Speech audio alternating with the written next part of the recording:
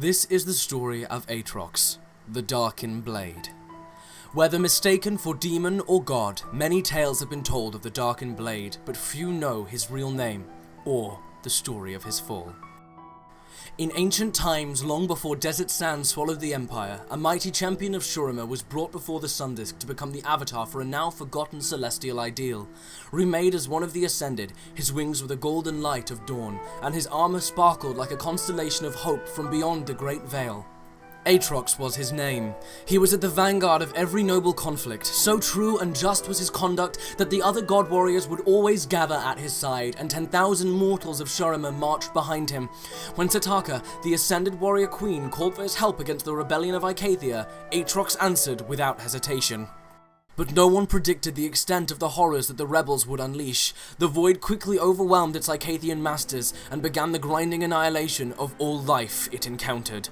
After many years of desperate battle, Aatrox and his brethren finally halted the Void's perverse advance, and seared the largest rifts shut. But the surviving Ascended, the self-described Sunborn, had been forever changed by what they had encountered.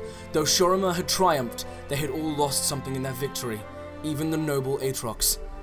And in time, Shurima fell, as all empires must. Without any monarch to defend or the existential threat of the Void to test them, Aatrox and the Sunborn began to clash with one another, and eventually this became a war for the ruins of their world. Mortals fleeing the conflict came to know them instead by a new and scornful name, the Darkin. Fearing that these fallen Ascended were as dangerous to Runeterra's survival as the Void incursions had been, the Targonians intervened. It is said that the aspect of Twilight gave mortals the knowledge to trap the Darkin, and the newly reborn aspect of War united many in fighting back against them. Never fearing any foe, Aatrox and his armies were ready, and he realized only too late that they had been deceived.